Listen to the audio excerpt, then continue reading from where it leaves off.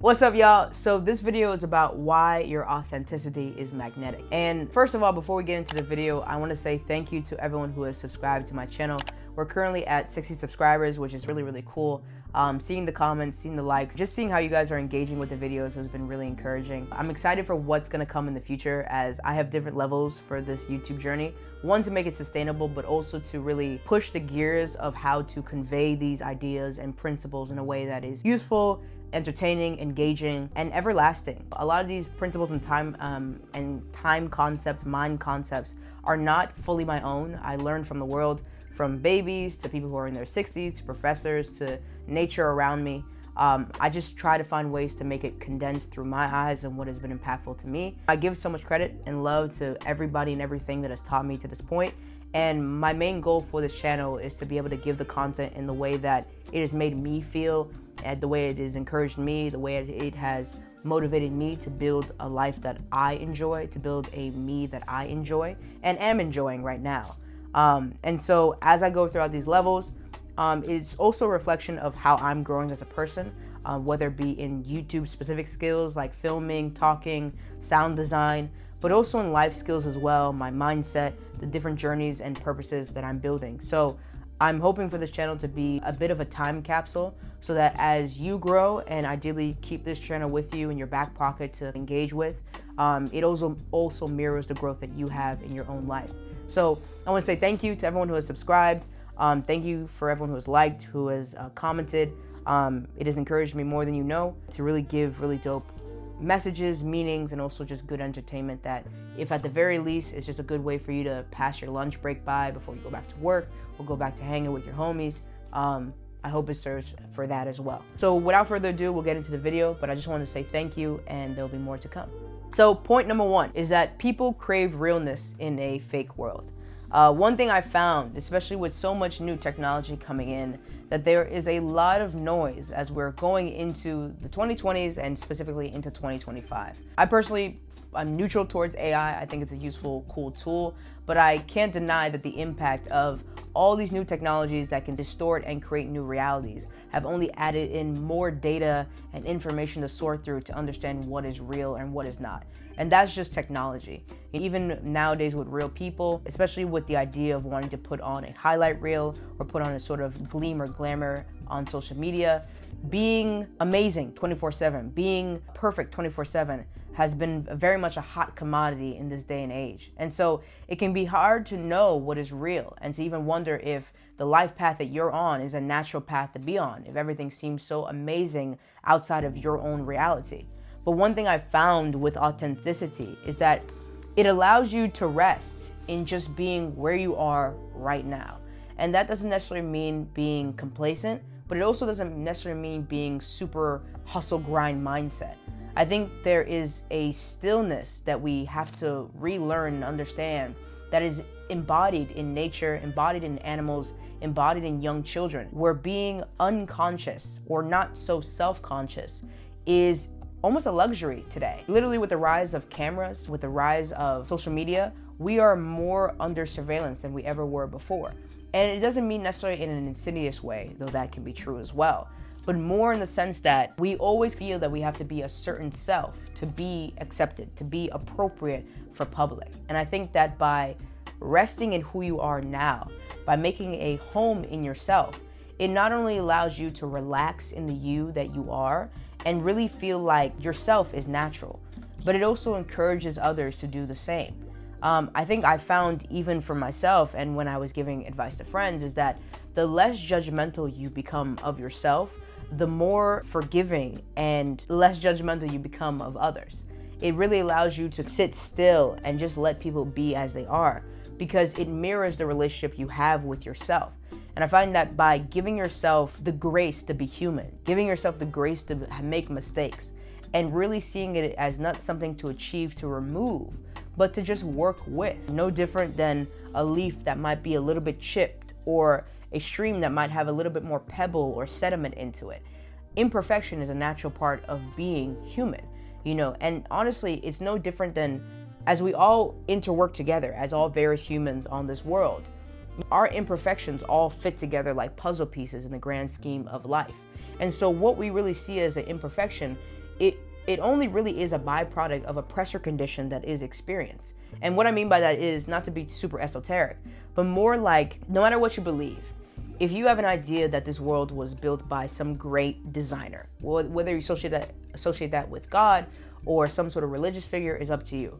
But if you believe that this world was built with some sort of intention, if you look at it, comparing it to a machine, when you have a machine or a certain nodule, you can't set it at 100 all the time. If you're playing with volume or you're being a DJ, actually, let me do this example again. The example that I've realized has been really useful to understanding imperfection is almost seeing yourself as a great conductor, mirroring the great conductor that is the designer of this world, this universe. Whether you want to call it God or whatever is up to you. But imagine yourself, you're conducting an orchestra or you're making a song, right? Depending on the levels or wherever you're at in the song, you're never gonna have the level at 100 all the time. The volume will never be 100% of the time. The instrument and the strings will never be playing the exact same way 100% of the time. Depending on the cadence and the movement that you need in a certain song, you're going to lower and raise things, increase the frequency or cadence of things as you go along. So nothing is ever static 24/7, and so neither is your humanity. You can literally never be perfect, because in a song, perfection is stasis. If you're a perfect song, you're probably playing the exact same thing all the time, and eventually that just becomes noise. A song has different ebbs and flows, chips and mishaps that make it feel real and embodied. Even though it's getting harder and harder to tell what is artificial and what isn't, we can usually tell a song is timeless through music if it's played with live instruments. Human handcrafted instruments tend to sound the same no matter what period you're playing it, which is why classical music, whether it was made in 1800s or now, sounds the same, because it is conducted with real instruments. Rather than if you play God bless him, Timbaland is a god with music, but if you play certain Timbaland songs, you can tell the exact date and time that it was played with, because it was played with a sort of stasis technology that eventually became outdated. And so while perfection can be a great ideal in some senses to aspire to, I think where we get it wrong is that we look at perfection not at the full definition that it is, which is stasis. It stays the same. And in this world, if you are not changing, if you're not growing, you are also decaying. And so that's why I feel like by having a different perception of imperfection, we really realize that it's more of a changing of pressure conditions that adapt with the certain scenarios and circumstances that you're in, and not this sort of value discrepancy that says you are worth less because you are not the same all the time, right?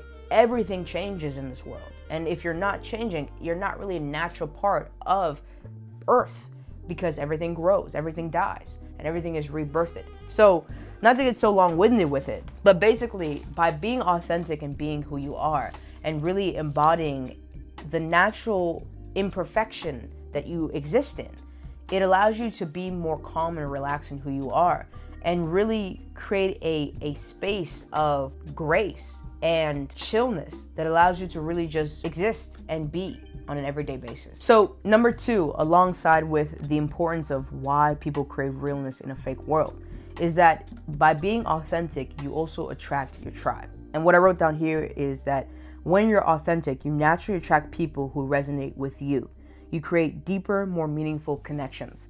And so with your thoughts, your emotions, and your actions existing in various electromagnetic frequencies, when you align these things, right, when you embody your authenticity and you're real about your principles, your values, the hobbies that you like to enjoy, the action that you're taking towards the goals and the ideal reality that you want to live in, and you're really a person who stands behind your word, your actions, you're in alignment with who you are. It creates such a powerful signal out into the world that naturally pulls people to you that embody and reflect the same values that you want, cultivate, and admire within yourself. And it's a mix of both manifestation and action, right? Because as you go throughout your life, because you have such clarity on who you are and you're so comfortable in being that, it's a lot easier for you to understand the people that are and aren't for you, because it allows you to then be able to parse through it and say, you know, I'm the type of person that likes to do Pilates. So if I find someone who might be either interested in health or interested specifically in Pilates, or may have a different athletic hobby or sport, but it kind of mirrors or reflects what I like about Pilates, then it's a lot easier to connect with them because you have clarity on what you like. And so it's a lot more efficient to gain new friends with that. But also, if you do know yourself, you might be able to challenge yourself to connect with people for a different reason. Maybe someone isn't as interested in sports, but you love the way that they connect through health through cooking, or the way that they connect through health with their mentality, in reading good books, or they have a lot of calmness about them.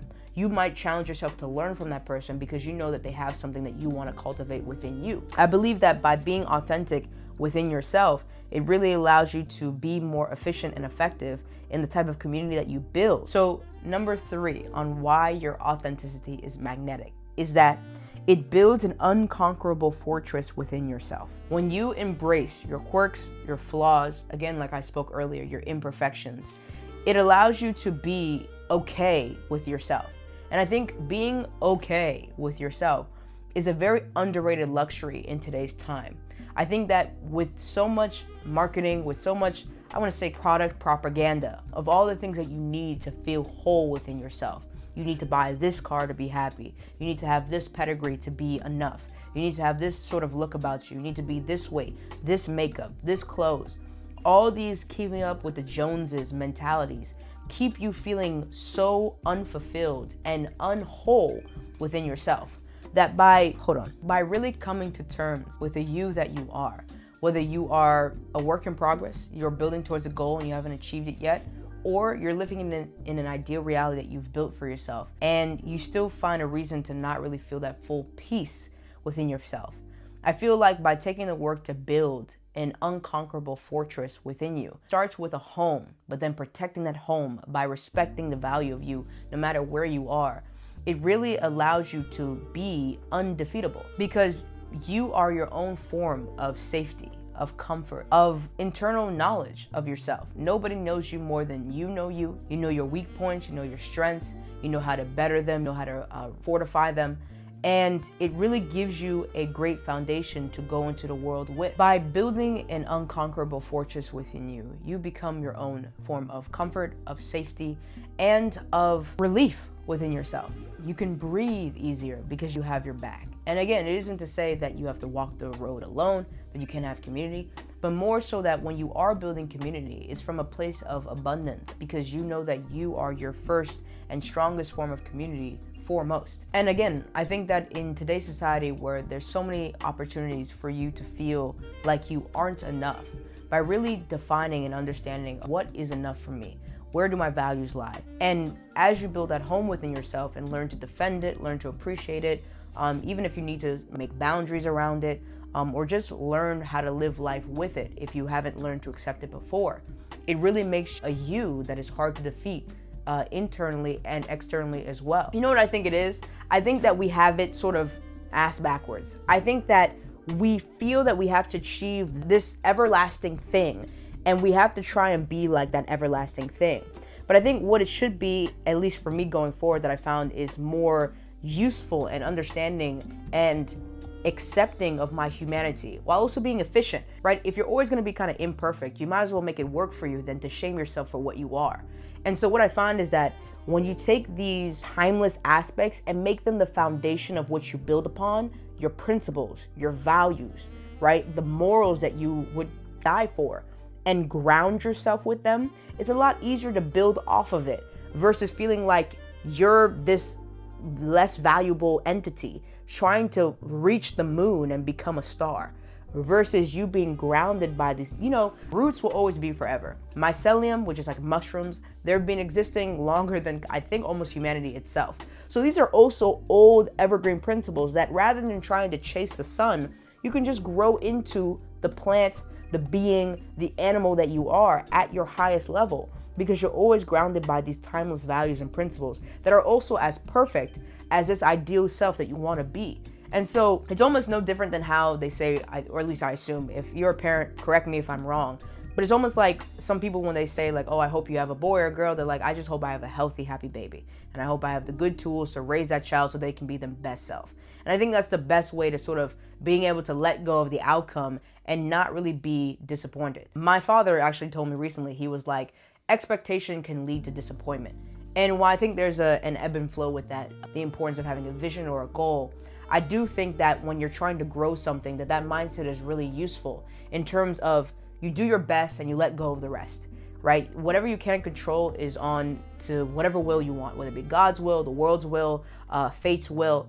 But I think that by grounding yourself with more timeless principles and allowing yourself to become the you that you want to be, by giving yourself the grace to be what you are, I think it really allows you to both embody, I think, the highest purpose that you can embody on this plane which is being your best self, while also letting yourself enjoy what it is to be your natural self, which is being human, which is being imperfect, which is being ever growing and ever spiraling deeper, whether it be higher in terms of elevation or deeper in understanding. You're still changing, you're still growing. So that is why I believe your authenticity is magnetic, and the ways that by appreciating it, accepting it, and nurturing it, you can become more magnetic as a result. So hope it was useful, and I hope you have a great day. Peace.